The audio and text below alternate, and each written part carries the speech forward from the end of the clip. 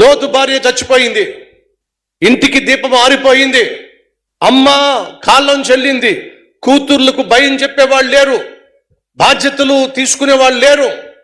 నాన్న ఇద్దరు కూతుర్లు ఒకే గుహలో ఉంటున్నారు. పెద్ద గుహలో ఉన్నవాళ్ళు కాస్త ఇప్పుడు గుహలోకి చేరారు. ఇప్పుడు ఇద్దరు కూతుర్లు మాట్లాడుకుంటున్నారు. ఏంటో చూద్దాం రండి. ఇద్దరు కూతుర్లు కలిసి మాట్లాడుకుంటున్నారు. ఏమిటది? ఆదికాండము 31వ వచనం. అతనిద్దరు కుమార్తెలు, అతడును అతని ఇద్దరు కుమార్తెలను ఒక గుహలో నివసించిరి. 19వ అధ్యాయము 31వ వచనం. అట్లుండగా ఇద్దరు ఒకే గృహంలో జీవించారు. ముగ్గురు ఒకే గుహలో నివసిస్తున్నారట. అట్లుండగా అక్క తన చెల్లితో, మన తండ్రి ముసలోడైపోయాడు, సర్వలోక మర్యాద చొప్పున మనతో పోవుటకు లోకంలో ఏ పురుషుడును లేడు. మన తండ్రికి ద్రాక్షరసము త్రాగించి అతనితో పాపం చేసి మన తండ్రి వలన సంతానం కలుగు చేసుకుందాం రా అని చెప్పాను. ఆ రాత్రి తమ తండ్రికి ద్రాక్షరసం తాగించిన తరువాత అతని పెద్ద కుమార్తె లోపలికి వెళ్ళి తండ్రితో పాపం చేసింది. ఆమె ఎప్పుడు వచ్చి అతనితో పాపం చేసిందో అతనికి తెలియదు.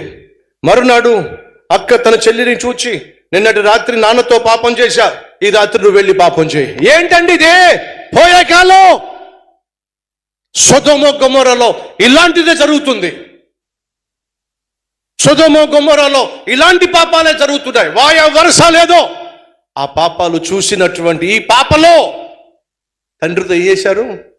తండ్రితో పాపం చేశారండి. ఇప్పుడు మీకు మనం ఉన్నది సొదొమ గొమొరనా కాదా తేల్చేద్దాం. ఈరోజు సమాజం ఎలా ఉంది? మరొక పేపర్ క్లిప్పింగ్ మీకు తీసుకొస్తున్నాను. మరొక న్యూస్ పేపర్ క్లిప్పింగ్ చూడండి. ఏంటో చూస్తున్నారా? వెనక కూడా మెయిన్ స్క్రీన్లో కూడా చూపించండి వీలైతే. ఎస్, న్యూస్ 18 తండ్రిని పెళ్లాడిన కూతురు ఇద్దరు పిల్లల్ని కూడా కనింది. ఎవరిని పెళ్లి చేసుకుంది? తండ్రిని పెళ్లి చేసుకుందటండి. ఏ కాలం ఇది? పోయే కాలం. ఆనాడు లోతు కుమార్తెలు ఎవరితో కలిశారు శారీరకంగా? తండ్రితోనే కలిశారు శారీరకంగా. కానీ కొడుకుల్ని కన్నారు. మరి ఈరోజు సంగతి ఏమిటి? నా ప్రభువు సెలవిచ్చాడు, లోతు దినాలు ఎలాగుంటాయో అంచె దినాలు అలాగే ఉంటాయి. ఇది అంచె దినాలు. రెండవ వార్త, ఇది ఇంకా భయంకరం. చూడండి బాబోయ్, ఇది ఘోరం. సొంత తల్లిని పెళ్లి చేసుకున్న కొడుకో. ఏంటిది? తల్లిని పెళ్లి చేసుకున్న కొడుకు అంటండి. ఏ రోజుల్లో మనం జీవిస్తున్నాం? దేవుడు చెప్పాడు, లోతు దినాలు జ్ఞాపకం పెట్టుకోండి. ఏ రోజైతే మీరు లోతు దినాలు చూస్తారో అదే అంచకాలం. లోతు దినాల్లో తండ్రితోనే పాపం చేశారు కూతురులో. ఈ రోజుల్లో అదే దినాలు మనం చూస్తున్నాం. కాబట్టి చెప్తున్నా, ఇది ప్రమాదకరమైనటువంటి సమయం. బ్రతుకును దిద్దుకోవాల్సినటువంటి సమయం. ఫలితంగా జరిగింది ఏమిటి? తండ్రిని తాగించి తండ్రితో పాపం చేసి బిడ్డలను కంటే ఒకడేమో మోయాబు, మరొకడేమో అమోనీయుడు. ఇద్దరు కూడా శపితమైన సంతతికి తల్లులయ్యారండి. కాబట్టి దేవుడు చెప్తున్నాడు, సొదొమ గొమొరను విడిచిపెట్టో, క్షేమంగా జీవించు అని అంటే, తండ్రి ఆత్మీయతను కోల్పోయాడు, తల్లి ఆత్మీయతను కోల్పోయింది, కూతుర్లు భయంకరమైన భ్రష్టులైపోయారు. వచ్చిన సంతానము అడ్రస్ లేకుండా పోయింది. తండ్రులు వింటున్నారా? తల్లులు వింటున్నారా? ఈ పాత సంవత్సరాన్ని, రోత సంవత్సరాన్ని విడిచిపెట్టి నూతన సంవత్సరంలోకి వెళ్ళేటప్పుడు మనం ఏం తీసుకెళ్ళొద్దు?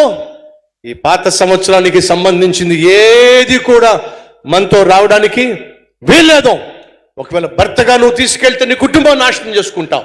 భార్యగా నువ్వు పాత రోత జీవితాన్ని, పనికి మాలిన జీవితాన్ని తీసుకెళ్ళావంటే కొత్త సంవత్సరంలోనికి నీ కుటుంబంలో శాంతి సమాధానం లేకుండా చేసుకుంటావు. ఆపేద్దాం, ఫుల్ స్టాప్ పెట్టేద్దాం. దేనికి? అపవిత్రమైన అలవాట్లకు. సిగరెట్ కాల్చటం అలవాటు, గుట్కాలు తినడం అలవాటు, తాగి తందనాలు ఆడడం అలవాటు, పేకాట ఆడడం అలవాటు, బూతు సినిమాలు చూడడం అలవాటు, అబద్ధాలు చెప్పడం అలవాటు, ఎక్కువసేపు నిద్రపోవడం అలవాటు, ఆలస్యంగా లేవడం అలవాటు, నోటికి అదుపు లేకుండా ఏది పడితే తినడం అలవాటు, తిట్టడం అలవాటు, కొట్టడం అలవాటు. వదిలేసాయి. ఈ పాత రోత సంవత్సరంలో పాపిష్టి అలవాట్లు విడిచిపెట్టేసాయి. అవి నీతో రావడానికి వీలేదు. బైబిల్లో మనం చదివాం, రక్షించబడిన తర్వాత, క్రీస్తును సొంత రక్షకుడిగా అంగీకరించిన తర్వాత, బాప్తిజం తీసుకున్న తర్వాత విడిచిపెట్టిన వాటిని మళ్ళీ ప్రారంభిస్తే భ్రష్టుడు అయిపోతావు. లోతు కుటుంబం ఏమైందో మనం చూస్తున్నాం కదండి. ఆ సంతానం అంత భ్రష్టమైన సంతానం అండి. మన పిల్లలు భ్రష్టులు కాకుండా ఉండాలంటే తండ్రి, తల్లే, ఈ రోజు నువ్వు ఆత్మీయుడుగా, ఆత్మీయురాలుగా మారాలి. మన కుటుంబంలో నుంచి వస్తున్నటువంటి మన బిడ్డలు, వారి బిడ్డలు భ్రష్టులు కాకుండా ఉండాలంటే భయభక్తులు కలిగి దేవుని సేవించేవారిగా ఉండాలి అని ఆశపడుతున్నట్లయితే ప్రతి భర్త, ప్రతి భార్య, ప్రతి తండ్రి, ప్రతి తల్లి ఈ రాత్రి పాత రోత జీవితానికి ఫుల్ స్టాప్ పెట్టాలి. తమ్ముళ్ళు, చెల్లెళ్ళు, మీకు బంగారం లాంటి భవిష్యత్తు కావాలంటే, ప్రభు మెచ్చేటటువంటి జీవితం కావాలంటే, ప్రభు దీవించే జీవితం నీకు కావాలంటే, ఈరోజు నువ్వు కలిగి ఉన్న ప్రతి అపవిత్రమైన అలవాటును విడిచిపెట్టేసాయి. అది నిన్ను బహుశా ఆకర్షించుంటుంది.